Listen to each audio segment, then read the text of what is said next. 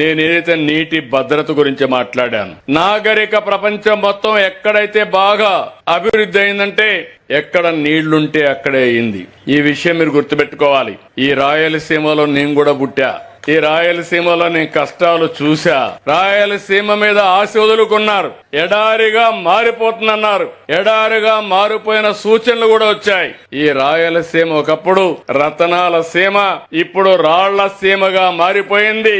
మొట్టమొదటిసారిగా మన ఆశలు చిగురించే విధంగా చేసిన వ్యక్తి నందమూరి తారక రామారావు గారు. నేను ముఖ్యమంత్రి అయిన తర్వాత కూడా అనంతపూర్ లో రాయదుర్గం ఎడారిగా మారిపోతా ఉంటే డబ్బులు ఖర్చు పెట్టి ఎడారిగా మారకుండా ఉండాలంటే ఏం చేయాలో కార్యక్రమాలు చేశాను. అక్కడి నుంచి మన ప్రయాణం కొనసాగింది.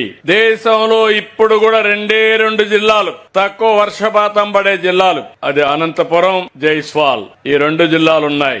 ఈ రోజు అంద్రి నీవా తీసుకొచ్చాం, నగిరి గాలేరు తీసుకొచ్చాం, తెలుగు గంగ తీసుకొచ్చాం, కేసీ కెనాల్ ని అనుసంధానం చేశాం, హెచ్ఎల్సీ అన్ని తీసుకున్నాం. రాయలు కట్టినటువంటి రిజర్వాయర్ లో నీళ్లు లేక ఎండిపోతే నిన్నే పుట్టపర్తిలో చూస్తే ఒకప్పుడు హెలికాప్టర్ తిరుగుతా చూసేవాడిని. చెట్టు కనపడేది కాదు, నీళ్లు కనపడేది కాదు. ఈ రోజు గర్వంగా చెప్తున్నా, ఎక్కడ చూసినా జల కళ రాయలసీమకు వచ్చిందంటే అది మన దూరదృష్టి.